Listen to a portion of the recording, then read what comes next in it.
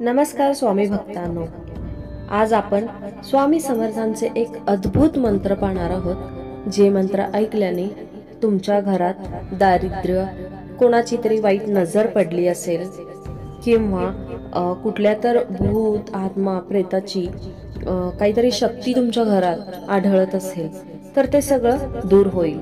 तर तुम्ही हे मंत्र शेवटपर्यंत नक्की ऐका। ओम स्वामी समर्थ रक्षणं कुरु कुरु स्वाहा। ओम स्वामी समर्थ रक्षणं कुरु कुरु स्वाहा। ओम स्वामी समर्थ रक्षणं कुरु कुरु स्वाहा। ओम स्वामी समर्थ रक्षणं कुरु कुरु स्वाहा। ओम स्वामी समर्थ रक्षणं कुरु कुरु स्वाहा। ओम स्वामी समर्थ रक्षणं कुरु कुरु स्वाहा। ओम स्वामी समर्थ रक्षणं कुरु कुरु स्वाहा। ओम स्वामी समर्थ रक्षणं कुरु कुरु स्वाहा। ओम स्वामी समर्थ रक्षणं कुरु कुरु स्वाहा। ओम स्वामी समर्थ रक्षणं कुरु कुरु स्वाहा।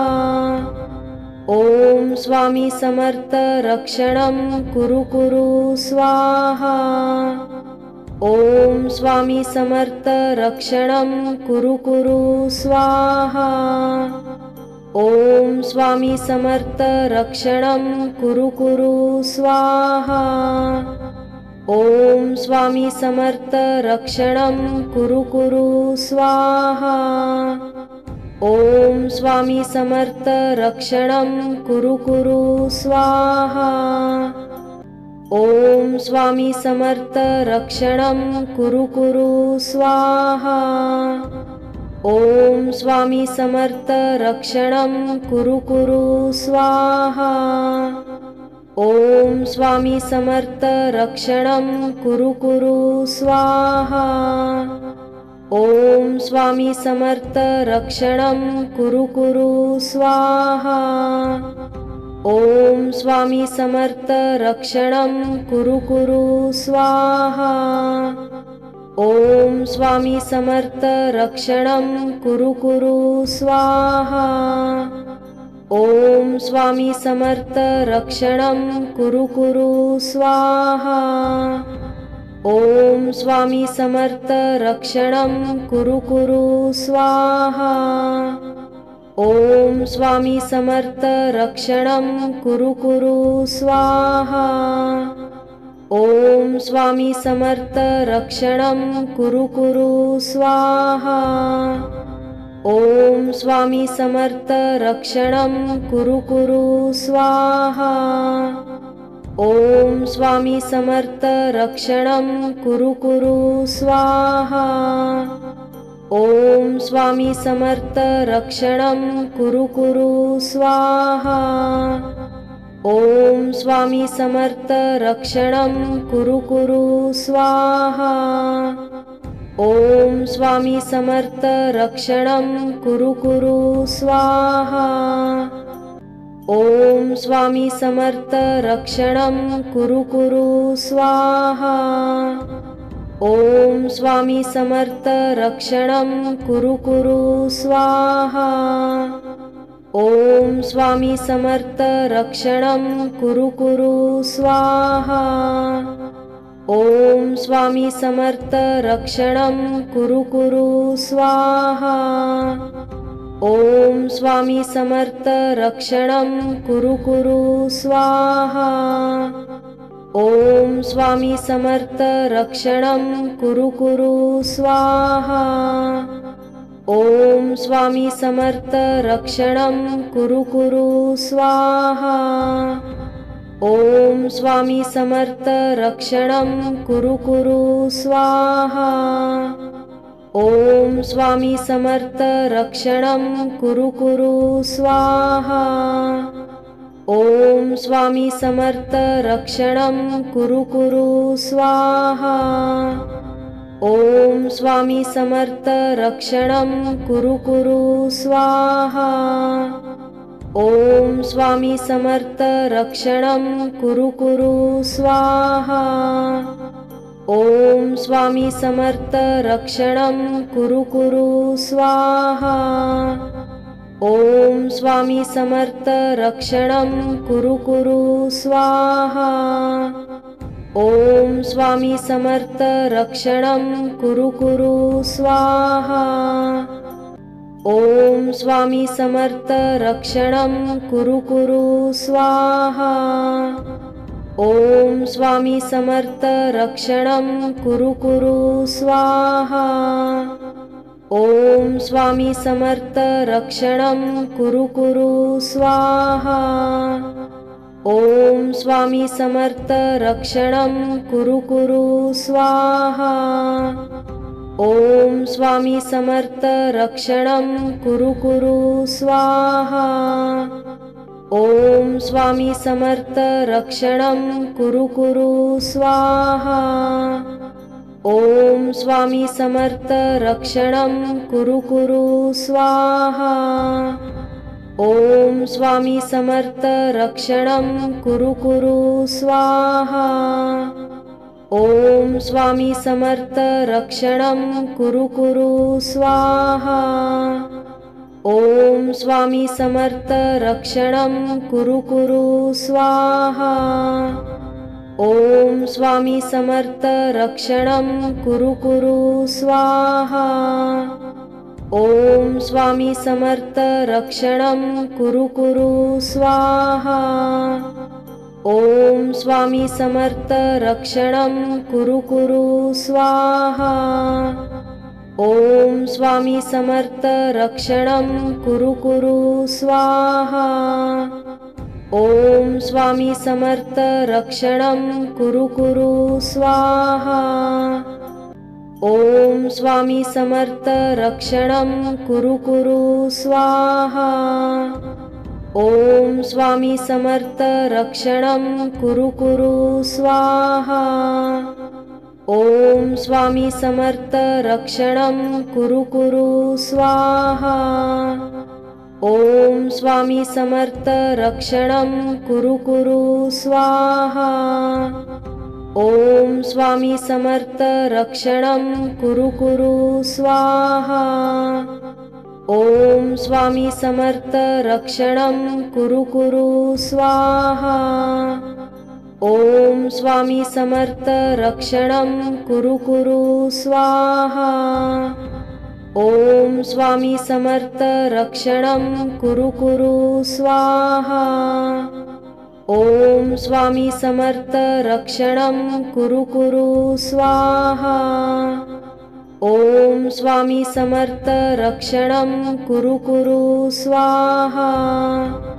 ओम स्वामी समर्थ रक्षणं कुरु कुरु स्वाहा। ओम स्वामी समर्थ रक्षणं कुरु कुरु स्वाहा। ओम स्वामी समर्थ रक्षणं कुरु कुरु स्वाहा। ओम स्वामी समर्थ रक्षणं कुरु कुरु स्वाहा। ओम स्वामी समर्थ रक्षणं कुरु कुरु स्वाहा। ओम स्वामी समर्थ रक्षणं कुरु कुरु स्वाहा। ओम स्वामी समर्थ रक्षणं कुरु कुरु स्वाहा। ओम स्वामी समर्थ रक्षणं कुरु कुरु स्वाहा। ओम स्वामी समर्थ रक्षणं कुरु कुरु स्वाहा। ओम स्वामी समर्थ रक्षणं कुरु कुरु स्वाहा। ओम स्वामी समर्थ रक्षणं कुरु कुरु स्वाहा। ओम स्वामी समर्थ रक्षणं कुरु कुरु स्वाहा। ओम स्वामी समर्थ रक्षणं कुरु कुरु स्वाहा। ओम स्वामी समर्थ रक्षणं कुरु कुरु स्वाहा। ओम स्वामी समर्थ रक्षणं कुरु कुरु स्वाहा। ओम स्वामी समर्थ रक्षणं कुरु कुरु स्वाहा। ओम स्वामी समर्थ रक्षणं कुरु कुरु स्वाहा। ओम स्वामी समर्थ रक्षणं कुरु कुरु स्वाहा। ओम स्वामी समर्थ रक्षणं कुरु कुरु स्वाहा। ओम स्वामी समर्थ रक्षणं कुरु कुरु स्वाहा। ओम स्वामी समर्थ रक्षणं कुरु कुरु स्वाहा। ओम स्वामी समर्थ रक्षणं कुरु कुरु स्वाहा। ओम स्वामी समर्थ रक्षणं कुरु कुरु स्वाहा। ओम स्वामी समर्थ रक्षणं कुरु कुरु स्वाहा। ओम स्वामी समर्थ रक्षणं कुरु कुरु स्वाहा।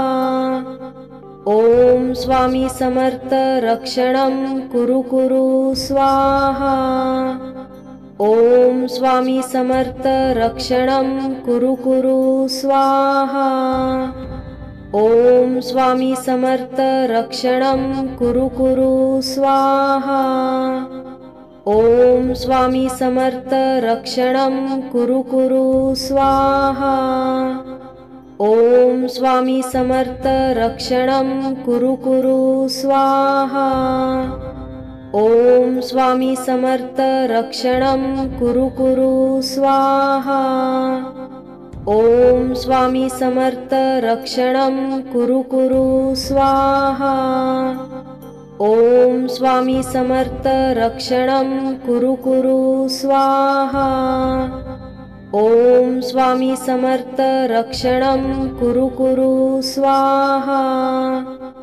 ओम स्वामी समर्थ रक्षणं कुरु कुरु स्वाहा। ओम स्वामी समर्थ रक्षणं कुरु कुरु स्वाहा। ओम स्वामी समर्थ रक्षणं कुरु कुरु स्वाहा। ओम स्वामी समर्थ रक्षणं कुरु कुरु स्वाहा। ओम स्वामी समर्थ रक्षणं कुरु कुरु स्वाहा। ओम स्वामी समर्थ रक्षणं कुरु कुरु स्वाहा। ओम स्वामी समर्थ रक्षणं कुरु कुरु स्वाहा। ओम स्वामी समर्थ रक्षणं कुरु कुरु स्वाहा। ओम स्वामी समर्थ रक्षणं कुरु कुरु स्वाहा। ओम स्वामी समर्थ रक्षणं कुरु कुरु स्वाहा। ओम स्वामी समर्थ रक्षणं कुरु कुरु स्वाहा। ओम स्वामी समर्थ रक्षणं कुरु कुरु स्वाहा। ओम स्वामी समर्थ रक्षणं कुरु कुरु स्वाहा। ओम स्वामी समर्थ रक्षणं कुरु कुरु स्वाहा। ओम स्वामी समर्थ रक्षणं कुरु कुरु स्वाहा। ओम स्वामी समर्थ रक्षणं कुरु कुरु स्वाहा। ओम स्वामी समर्थ रक्षणं कुरु कुरु स्वाहा। ओम स्वामी समर्थ रक्षणं कुरु कुरु स्वाहा। ओम स्वामी समर्थ रक्षणं कुरु कुरु स्वाहा। ओम स्वामी समर्थ रक्षणं कुरु कुरु स्वाहा। ओम स्वामी समर्थ रक्षणं कुरु कुरु स्वाहा। ओम स्वामी समर्थ रक्षणं कुरु कुरु स्वाहा। ओम स्वामी समर्थ रक्षणं कुरु कुरु स्वाहा। ओम स्वामी समर्थ रक्षणं कुरु कुरु स्वाहा। ओम स्वामी समर्थ रक्षणं कुरु कुरु स्वाहा। ओम स्वामी समर्थ रक्षणं कुरु कुरु स्वाहा। ओम स्वामी समर्थ रक्षणं कुरु कुरु स्वाहा। ओम स्वामी समर्थ रक्षणं कुरु कुरु स्वाहा। ओम स्वामी समर्थ रक्षणं कुरु कुरु स्वाहा। ओम स्वामी समर्थ रक्षणं कुरु कुरु स्वाहा। ओम स्वामी समर्थ रक्षणं कुरु कुरु स्वाहा। ओम स्वामी समर्थ रक्षणं कुरु कुरु स्वाहा। ओम स्वामी समर्थ रक्षणं कुरु कुरु स्वाहा। ओम स्वामी समर्थ रक्षणं कुरु कुरु स्वाहा।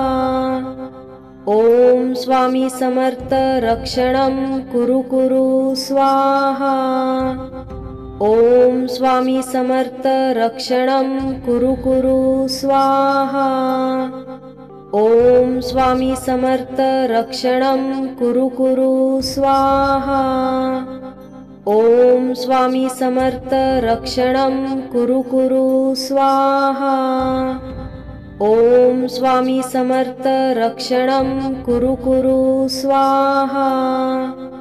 ओम स्वामी समर्थ रक्षणं कुरु कुरु स्वाहा। ओम स्वामी समर्थ रक्षणं कुरु कुरु स्वाहा। ओम स्वामी समर्थ रक्षणं कुरु कुरु स्वाहा। ओम स्वामी समर्थ रक्षणं कुरु कुरु स्वाहा। ओम स्वामी समर्थ रक्षणं कुरु कुरु स्वाहा। ओम स्वामी समर्थ रक्षणं कुरु कुरु स्वाहा। ओम स्वामी समर्थ रक्षणं कुरु कुरु स्वाहा। ओम स्वामी समर्थ रक्षणं कुरु कुरु स्वाहा। ओम स्वामी समर्थ रक्षणं कुरु कुरु स्वाहा। ओम स्वामी समर्थ रक्षणं कुरु कुरु स्वाहा। ओम स्वामी समर्थ रक्षणं कुरु कुरु स्वाहा। ओम स्वामी समर्थ रक्षणं कुरु कुरु स्वाहा। ओम स्वामी समर्थ रक्षणं कुरु कुरु स्वाहा। ओम स्वामी समर्थ रक्षणं कुरु कुरु स्वाहा।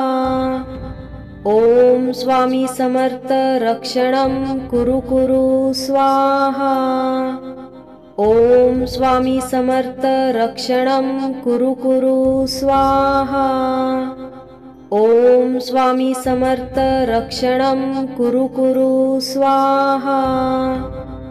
ओम स्वामी समर्थ रक्षणं कुरु कुरु स्वाहा। ओम स्वामी समर्थ रक्षणं कुरु कुरु स्वाहा। ओम स्वामी समर्थ रक्षणं कुरु कुरु स्वाहा। ओम स्वामी समर्थ रक्षणं कुरु कुरु स्वाहा। ओम स्वामी समर्थ रक्षणं कुरु कुरु स्वाहा। ओम स्वामी समर्थ रक्षणं कुरु कुरु स्वाहा। ओम स्वामी समर्थ रक्षणं कुरु कुरु स्वाहा। ओम स्वामी समर्थ रक्षणं कुरु कुरु स्वाहा। ओम स्वामी समर्थ रक्षणं कुरु कुरु स्वाहा। ओम स्वामी समर्थ रक्षणं कुरु कुरु स्वाहा। ओम स्वामी समर्थ रक्षणं कुरु कुरु स्वाहा। ओम स्वामी समर्थ रक्षणं कुरु कुरु स्वाहा। ओम स्वामी समर्थ रक्षणं कुरु कुरु स्वाहा। ओम स्वामी समर्थ रक्षणं कुरु कुरु स्वाहा। ओम स्वामी समर्थ रक्षणं कुरु कुरु स्वाहा। ओम स्वामी समर्थ रक्षणं कुरु कुरु स्वाहा। ओम स्वामी समर्थ रक्षणं कुरु कुरु स्वाहा। ओम स्वामी समर्थ रक्षणं कुरु कुरु स्वाहा। ओम स्वामी समर्थ रक्षणं कुरु कुरु स्वाहा। ओम स्वामी समर्थ रक्षणं कुरु कुरु स्वाहा। ओम स्वामी समर्थ रक्षणं कुरु कुरु स्वाहा। ओम स्वामी समर्थ रक्षणं कुरु कुरु स्वाहा। ओम स्वामी समर्थ रक्षणं कुरु कुरु स्वाहा। ओम स्वामी समर्थ रक्षणं कुरु कुरु स्वाहा। ओम स्वामी समर्थ रक्षणं कुरु कुरु स्वाहा। ओम स्वामी समर्थ रक्षणं कुरु कुरु स्वाहा। ओम स्वामी समर्थ रक्षणं कुरु कुरु स्वाहा। ओम स्वामी समर्थ रक्षणं कुरु कुरु स्वाहा। ओम स्वामी समर्थ रक्षणं कुरु कुरु स्वाहा। ओम स्वामी समर्थ रक्षणं कुरु कुरु स्वाहा। ओम स्वामी समर्थ रक्षणं कुरु कुरु स्वाहा। ओम स्वामी समर्थ रक्षणं कुरु कुरु स्वाहा। ओम स्वामी समर्थ रक्षणं कुरु कुरु स्वाहा। ओम स्वामी समर्थ रक्षणं कुरु कुरु स्वाहा। ओम स्वामी समर्थ रक्षणं कुरु कुरु स्वाहा। ओम स्वामी समर्थ रक्षणं कुरु कुरु स्वाहा। ओम स्वामी समर्थ रक्षणं कुरु कुरु स्वाहा। ओम स्वामी समर्थ रक्षणं कुरु कुरु स्वाहा। ओम स्वामी समर्थ रक्षणं कुरु कुरु स्वाहा। ओम स्वामी समर्थ रक्षणं कुरु कुरु स्वाहा। ओम स्वामी समर्थ रक्षणं कुरु कुरु स्वाहा। ओम स्वामी समर्थ रक्षणं कुरु कुरु स्वाहा। ओम स्वामी समर्थ रक्षणं कुरु कुरु स्वाहा। ओम स्वामी समर्थ रक्षणं कुरु कुरु स्वाहा। ओम स्वामी समर्थ रक्षणं कुरु कुरु स्वाहा। ओम स्वामी समर्थ रक्षणं कुरु कुरु स्वाहा। ओम स्वामी समर्थ रक्षणं कुरु कुरु स्वाहा। ओम स्वामी समर्थ रक्षणं कुरु कुरु स्वाहा। ओम स्वामी समर्थ रक्षणं कुरु कुरु स्वाहा। ओम स्वामी समर्थ रक्षणं कुरु कुरु स्वाहा। ओम स्वामी समर्थ रक्षणं कुरु कुरु स्वाहा। ओम स्वामी समर्थ रक्षणं कुरु कुरु स्वाहा।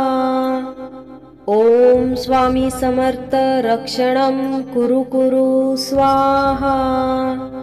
ओम स्वामी समर्थ रक्षणं कुरु कुरु स्वाहा। ओम स्वामी समर्थ रक्षणं कुरु कुरु स्वाहा। ओम स्वामी समर्थ रक्षणं कुरु कुरु स्वाहा। ओम स्वामी समर्थ रक्षणं कुरु कुरु स्वाहा। ओम स्वामी समर्थ रक्षणं कुरु कुरु स्वाहा। ओम स्वामी समर्थ रक्षणं कुरु कुरु स्वाहा। ओम स्वामी समर्थ रक्षणं कुरु कुरु स्वाहा। ओम स्वामी समर्थ रक्षणं कुरु कुरु स्वाहा। ओम स्वामी समर्थ रक्षणं कुरु कुरु स्वाहा। ओम स्वामी समर्थ रक्षणं कुरु कुरु स्वाहा। ओम स्वामी समर्थ रक्षणं कुरु कुरु स्वाहा। ओम स्वामी समर्थ रक्षणं कुरु कुरु स्वाहा। ओम स्वामी समर्थ रक्षणं कुरु कुरु स्वाहा। ओम स्वामी समर्थ रक्षणं कुरु कुरु स्वाहा। ओम स्वामी समर्थ रक्षणं कुरु कुरु स्वाहा। ओम स्वामी समर्थ रक्षणं कुरु कुरु स्वाहा। ओम स्वामी समर्थ रक्षणं कुरु कुरु स्वाहा। ओम स्वामी समर्थ रक्षणं कुरु कुरु स्वाहा। ओम स्वामी समर्थ रक्षणं कुरु कुरु स्वाहा। ओम स्वामी समर्थ रक्षणं कुरु कुरु स्वाहा। ओम स्वामी समर्थ रक्षणं कुरु कुरु स्वाहा। ओम स्वामी समर्थ रक्षणं कुरु कुरु स्वाहा। ओम स्वामी समर्थ रक्षणं कुरु कुरु स्वाहा। ओम स्वामी समर्थ रक्षणं कुरु कुरु स्वाहा। ओम स्वामी समर्थ रक्षणं कुरु कुरु स्वाहा। ओम स्वामी समर्थ रक्षणं कुरु कुरु स्वाहा। ओम स्वामी समर्थ रक्षणं कुरु कुरु स्वाहा। ओम स्वामी समर्थ रक्षणं कुरु कुरु स्वाहा। ओम स्वामी समर्थ रक्षणं कुरु कुरु स्वाहा। ओम स्वामी समर्थ रक्षणं कुरु कुरु स्वाहा। ओम स्वामी समर्थ रक्षणं कुरु कुरु स्वाहा। ओम स्वामी समर्थ रक्षणं कुरु कुरु स्वाहा। ओम स्वामी समर्थ रक्षणं कुरु कुरु स्वाहा। ओम स्वामी समर्थ रक्षणं कुरु कुरु स्वाहा। ओम स्वामी समर्थ रक्षणं कुरु कुरु स्वाहा। ओम स्वामी समर्थ रक्षणं कुरु कुरु स्वाहा। ओम स्वामी समर्थ रक्षणं कुरु कुरु स्वाहा। ओम स्वामी समर्थ रक्षणं कुरु कुरु स्वाहा। ओम स्वामी समर्थ रक्षणं कुरु कुरु स्वाहा। ओम स्वामी समर्थ रक्षणं कुरु कुरु स्वाहा। ओम स्वामी समर्थ रक्षणं कुरु कुरु स्वाहा। ओम स्वामी समर्थ रक्षणं कुरु कुरु स्वाहा। ओम स्वामी समर्थ रक्षणं कुरु कुरु स्वाहा। ओम स्वामी समर्थ रक्षणं कुरु कुरु स्वाहा। ओम स्वामी समर्थ रक्षणं कुरु कुरु स्वाहा। ओम स्वामी समर्थ रक्षणं कुरु कुरु स्वाहा। ओम स्वामी समर्थ रक्षणं कुरु कुरु स्वाहा। ओम स्वामी समर्थ रक्षणं कुरु कुरु स्वाहा। ओम स्वामी समर्थ रक्षणं कुरु कुरु स्वाहा। ओम स्वामी समर्थ रक्षणं कुरु कुरु स्वाहा। ओम स्वामी समर्थ रक्षणं कुरु कुरु स्वाहा। ओम स्वामी समर्थ रक्षणं कुरु कुरु स्वाहा। ओम स्वामी समर्थ रक्षणं कुरु कुरु स्वाहा। ओम स्वामी समर्थ रक्षणं कुरु कुरु स्वाहा। ओम स्वामी समर्थ रक्षणं कुरु कुरु स्वाहा।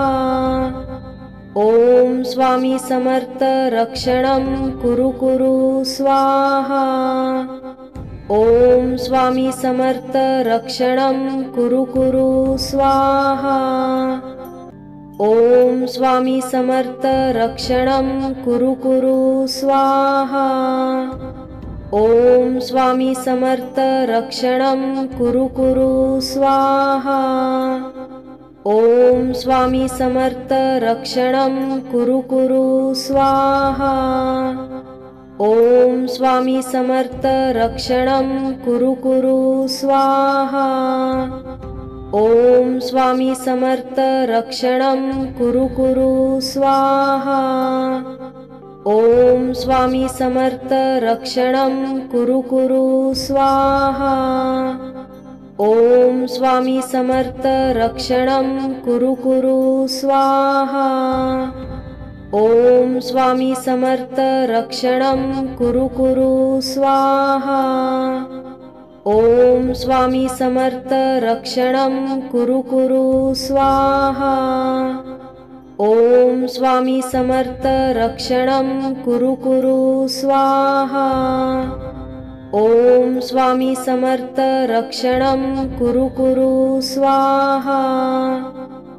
ओम स्वामी समर्थ रक्षणं कुरु कुरु स्वाहा। ओम स्वामी समर्थ रक्षणं कुरु कुरु स्वाहा। ओम स्वामी समर्थ रक्षणं कुरु कुरु स्वाहा। ओम स्वामी समर्थ रक्षणं कुरु कुरु स्वाहा। ओम स्वामी समर्थ रक्षणं कुरु कुरु स्वाहा। ओम स्वामी समर्थ रक्षणं कुरु कुरु स्वाहा। ओम स्वामी समर्थ रक्षणं कुरु कुरु स्वाहा। ओम स्वामी समर्थ रक्षणं कुरु कुरु स्वाहा। ओम स्वामी समर्थ रक्षणं कुरु कुरु स्वाहा। ओम स्वामी समर्थ रक्षणं कुरु कुरु स्वाहा। ओम स्वामी समर्थ रक्षणं कुरु कुरु स्वाहा। ओम स्वामी समर्थ रक्षणं कुरु कुरु स्वाहा। ओम स्वामी समर्थ रक्षणं कुरु कुरु स्वाहा। ओम स्वामी समर्थ रक्षणं कुरु कुरु स्वाहा। ओम स्वामी समर्थ रक्षणं कुरु कुरु स्वाहा। ओम स्वामी समर्थ रक्षणं कुरु कुरु स्वाहा। ओम स्वामी समर्थ रक्षणं कुरु कुरु स्वाहा। ओम स्वामी समर्थ रक्षणं कुरु कुरु स्वाहा। ओम स्वामी समर्थ रक्षणं कुरु कुरु स्वाहा। ओम स्वामी समर्थ रक्षणं कुरु कुरु स्वाहा। ओम स्वामी समर्थ रक्षणं कुरु कुरु स्वाहा।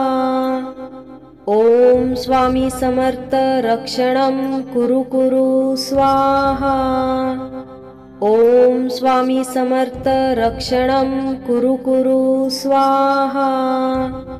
ओम स्वामी समर्थ रक्षणं कुरु कुरु स्वाहा।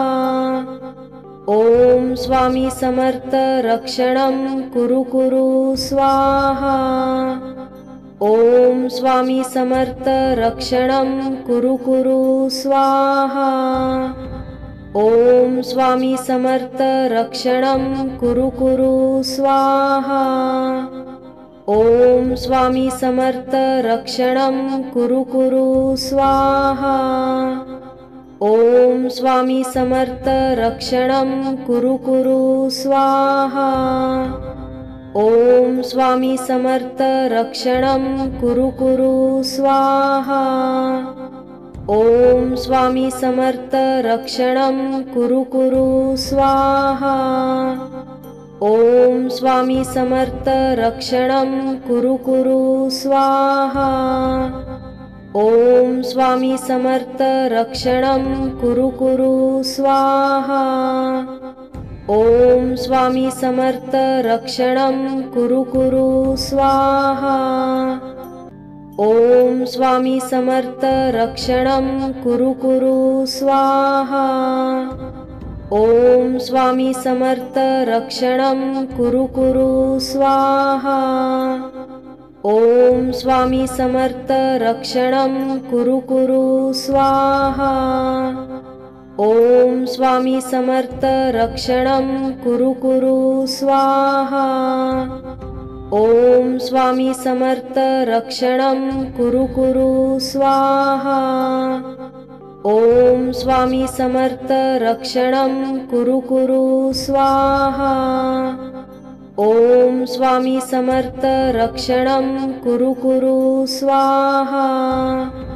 ओम स्वामी समर्थ रक्षणं कुरु कुरु स्वाहा। ओम स्वामी समर्थ रक्षणं कुरु कुरु स्वाहा। ओम स्वामी समर्थ रक्षणं कुरु कुरु स्वाहा। ओम स्वामी समर्थ रक्षणं कुरु कुरु स्वाहा। ओम स्वामी समर्थ रक्षणं कुरु कुरु स्वाहा। ओम स्वामी समर्थ रक्षणं कुरु कुरु स्वाहा। ओम स्वामी समर्थ रक्षणं कुरु कुरु स्वाहा। ओम स्वामी समर्थ रक्षणं कुरु कुरु स्वाहा। ओम स्वामी समर्थ रक्षणं कुरु कुरु स्वाहा। ओम स्वामी समर्थ रक्षणं कुरु कुरु स्वाहा। ओम स्वामी समर्थ रक्षणं कुरु कुरु स्वाहा। ओम स्वामी समर्थ रक्षणं कुरु कुरु स्वाहा। ओम स्वामी समर्थ रक्षणं कुरु कुरु स्वाहा। ओम स्वामी समर्थ रक्षणं कुरु कुरु स्वाहा। ओम स्वामी समर्थ रक्षणं कुरु कुरु स्वाहा। ओम स्वामी समर्थ रक्षणं कुरु कुरु स्वाहा। ओम स्वामी समर्थ रक्षणं कुरु कुरु स्वाहा। ओम स्वामी समर्थ रक्षणं कुरु कुरु स्वाहा। ओम स्वामी समर्थ रक्षणं कुरु कुरु स्वाहा। ओम स्वामी समर्थ रक्षणं कुरु कुरु स्वाहा। ओम स्वामी समर्थ रक्षणं कुरु कुरु स्वाहा। ओम स्वामी समर्थ रक्षणं कुरु कुरु स्वाहा। ओम स्वामी समर्थ रक्षणं कुरु कुरु स्वाहा। ओम स्वामी समर्थ रक्षणं कुरु कुरु स्वाहा। ओम स्वामी समर्थ रक्षणं कुरु कुरु स्वाहा। ओम स्वामी समर्थ रक्षणं कुरु कुरु स्वाहा। ओम स्वामी समर्थ रक्षणं कुरु कुरु स्वाहा। ओम स्वामी समर्थ रक्षणं कुरु कुरु स्वाहा। ओम स्वामी समर्थ रक्षणं कुरु कुरु स्वाहा। ओम स्वामी समर्थ रक्षणं कुरु कुरु स्वाहा। ओम स्वामी समर्थ रक्षणं कुरु कुरु स्वाहा। ओम स्वामी समर्थ रक्षणं कुरु कुरु स्वाहा। ओम स्वामी समर्थ रक्षणं कुरु कुरु स्वाहा। ओम स्वामी समर्थ रक्षणं कुरु कुरु स्वाहा। ओम स्वामी समर्थ रक्षणं कुरु कुरु स्वाहा। ओम स्वामी समर्थ रक्षणं कुरु कुरु स्वाहा। ओम स्वामी समर्थ रक्षणं कुरु कुरु स्वाहा। ओम स्वामी समर्थ रक्षणं कुरु कुरु स्वाहा। ओम स्वामी समर्थ रक्षणं कुरु कुरु स्वाहा। ओम स्वामी समर्थ रक्षणं कुरु कुरु स्वाहा। ओम स्वामी समर्थ रक्षणं कुरु कुरु स्वाहा। ओम स्वामी समर्थ रक्षणं कुरु कुरु स्वाहा। ओम स्वामी समर्थ रक्षणं कुरु कुरु स्वाहा। ओम स्वामी समर्थ रक्षणं कुरु कुरु स्वाहा। ओम स्वामी समर्थ रक्षणं कुरु कुरु स्वाहा। ओम स्वामी समर्थ रक्षणं कुरु कुरु स्वाहा। ओम स्वामी समर्थ रक्षणं कुरु कुरु स्वाहा। ओम स्वामी समर्थ रक्षणं कुरु कुरु स्वाहा। ओम स्वामी समर्थ रक्षणं कुरु कुरु स्वाहा। ओम स्वामी समर्थ रक्षणं कुरु कुरु स्वाहा। ओम स्वामी समर्थ रक्षणं कुरु कुरु स्वाहा। ओम स्वामी समर्थ रक्षणं कुरु कुरु स्वाहा। ओम स्वामी समर्थ रक्षणं कुरु कुरु स्वाहा। ओम स्वामी समर्थ रक्षणं कुरु कुरु स्वाहा। ओम स्वामी समर्थ रक्षणं कुरु कुरु स्वाहा। ओम स्वामी समर्थ रक्षणं कुरु कुरु स्वाहा। ओम स्वामी समर्थ रक्षणं कुरु कुरु स्वाहा। ओम स्वामी समर्थ रक्षणं कुरु कुरु स्वाहा।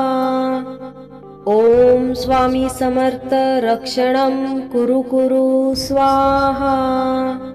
ओम स्वामी समर्थ रक्षणं कुरु कुरु स्वाहा। ओम स्वामी समर्थ रक्षणं कुरु कुरु स्वाहा।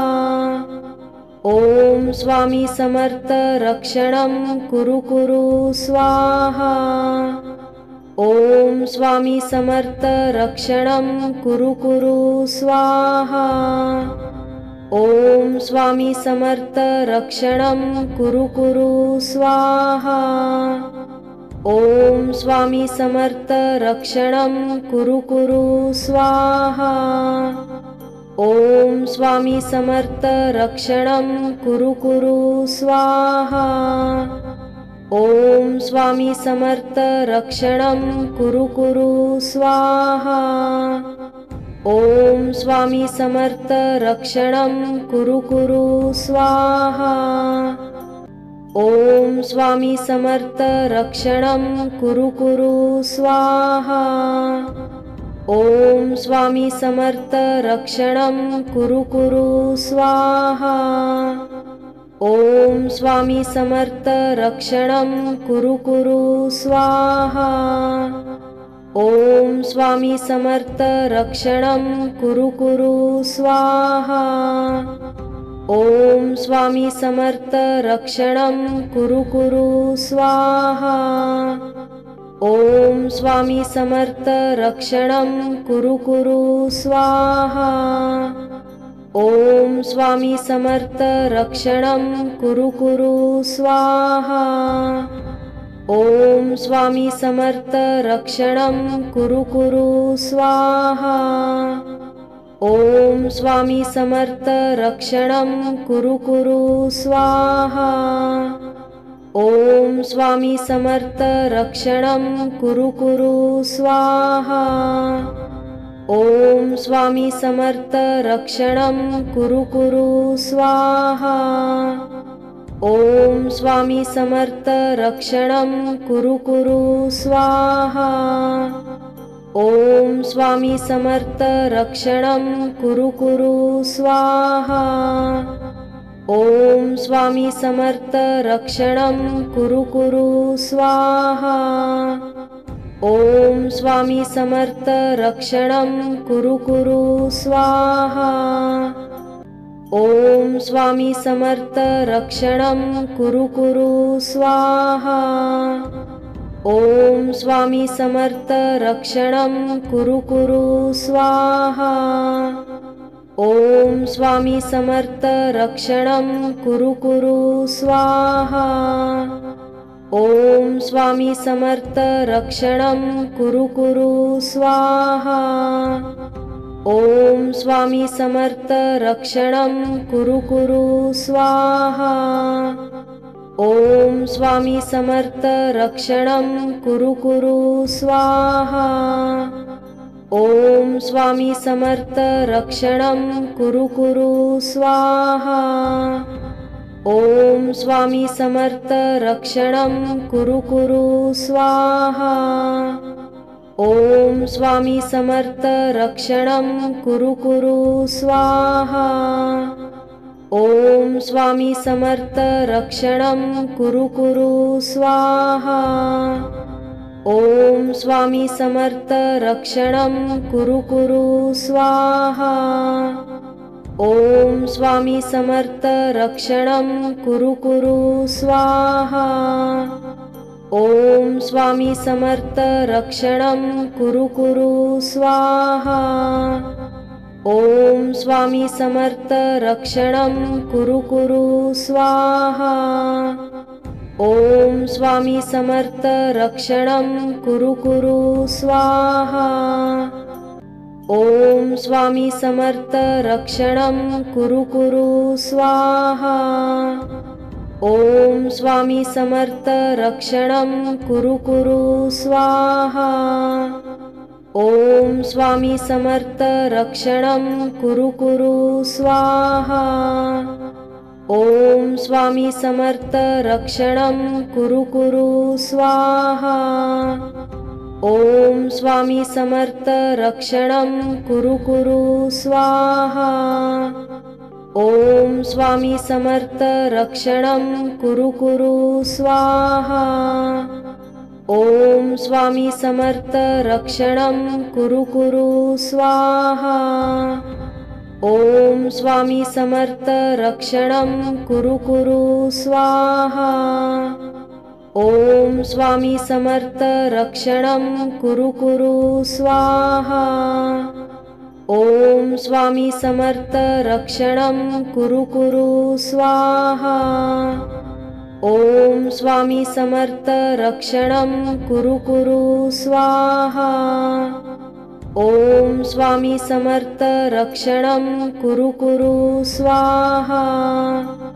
ओम स्वामी समर्थ रक्षणं कुरु कुरु स्वाहा। ओम स्वामी समर्थ रक्षणं कुरु कुरु स्वाहा।